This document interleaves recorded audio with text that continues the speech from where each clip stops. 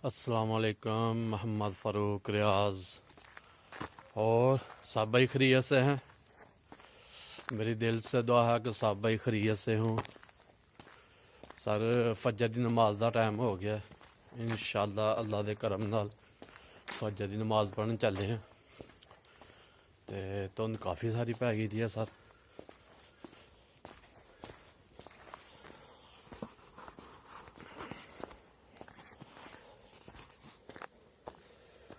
Main बाजार है मसियाल का सर।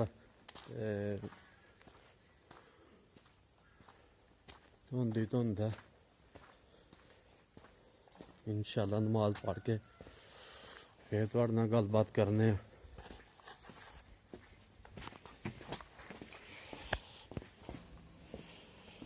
जी जामिया मस्जिद को पहुँच गए सर। यह साडी जामिया मस्जिद है।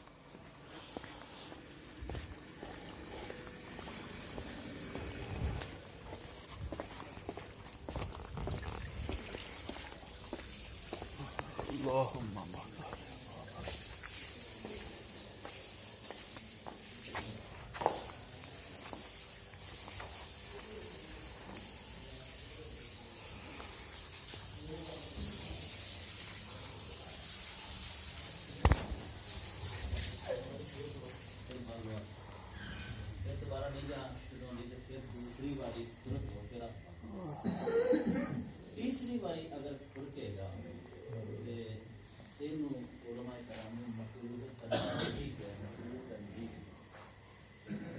लेकिन ऐसा करना मकरूह है और नापसंदीदा है। नमाज हो जाएगी लेकिन ये हुम लिल्लाह का सामने फरमा बरदार काम के लिए खड़ा रहना तो देखना।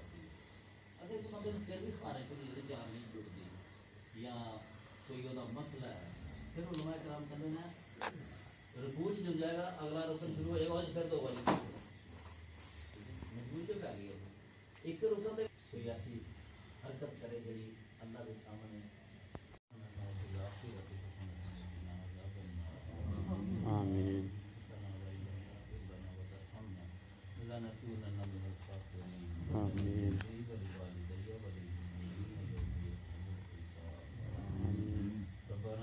आमीन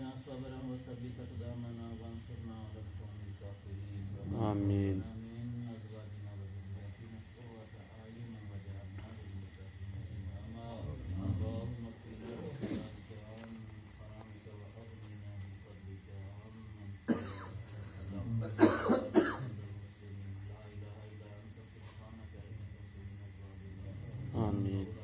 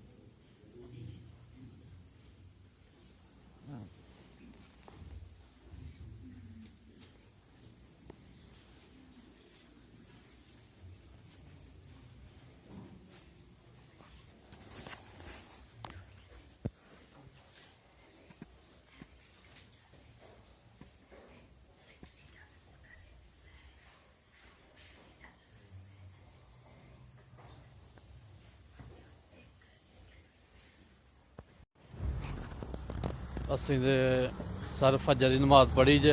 नमाज पढ़ के तो हूँ माशाअल्लाह असी सैर करने आए जे।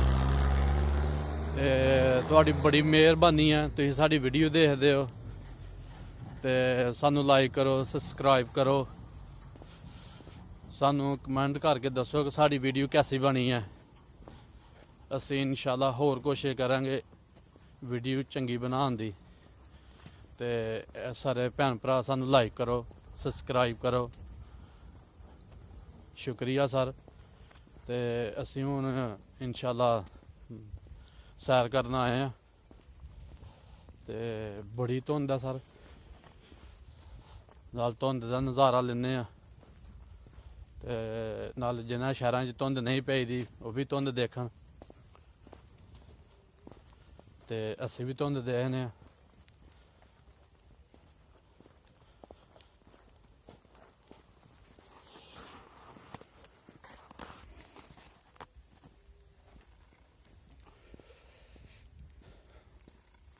ਹੁਣ ਤੇ ਬਿਲਕੁਲ ਨਾਲ ਵਾਲੀ ਫਸਲ ਵੀ ਜਿਹੜਾ ਨਾ ਸਰ ਨਜ਼ਰ ਨਹੀਂ ਆਉਂਦੀ, ਇੰਨੀ ਕੁ ਧੁੰਦ ਆ। ਕੋਲ ਕਰੋ ਕੈਮਰਾ ਫਿਰ ਲੱਭਦੀ ਹੈ। ਸ਼ਟਾਲਾ ਬੱਕਰੀਆਂ ਦਾ, ਸਾਡੀਆਂ ਬੱਕਰੀਆਂ ਦਾ ਸ਼ਟਾਲਾ ਸਰ। ਤੇ ਮਾਸ਼ਾਅੱਲਾ ਨਾਲ ਕਣਕ ਕਰਾਈ ਦੀ ਹੈ।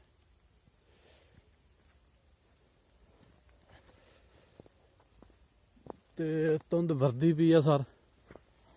ਇੱਕ ਦਰਖਤ ਆ ਟਾਲੀ ਦਾ, ਇਹਦੇ ਥੱਲੇ ਦੇਖੋ ਸਰ ਕਿੰਨਾ ਕੁ ਚਿੱਕੜ ਹੋਇਆ ਦਾ, ਜਿਵੇਂ ਬਾਰਿਸ਼ ਲੱਥੀ ਦੀ ਹੈ।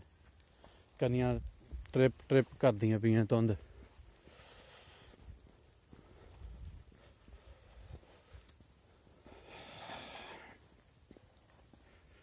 ਸ਼ੁਕਰੀਆ ਸਰ ਸਾਡੀ ਵੀਡੀਓ ਦੇਖਣ ਦਾ। ਭੈਣ ਭਰਾਵਾਂ ਦੀ ਮਿਹਰਬਾਨੀ ਹੈ, ਸਾਡੀ ਵੀਡੀਓ ਦੇਖਦੇ ਨੇ ਮਾੜੀ ਮੋਟੀ ਜਿਹੜੀ ਅਸੀਂ ਬਣਾਉਂਦੇ ਹਾਂ।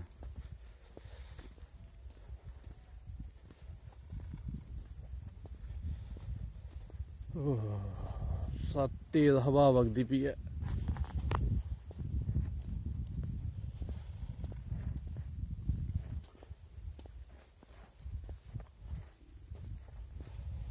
ਬਸ ਸਰ ਆਪਣੇ ਚ ਇੰਨਾ ਹੀ ਸਬਰ ਹੈ, ਇੰਨੀ ਸੈਰ ਬੜੀ ਹੈ।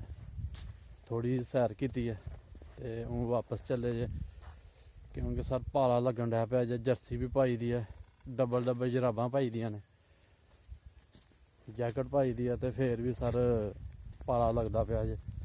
ਤੇ ਅਸੀਂ ਹੁਣ ਚੱਲੇ ਜੇ ਵਾਪਸੀ ਤੇ ਇਨਸ਼ਾਅੱਲਾ ਅਗਲੇ ਵਲੋਗ ਨਾਲ ਹਾਜ਼ਰ ਹੋਵਾਂਗੇ ਤੁਹਾਡੇ ਕੋਲ।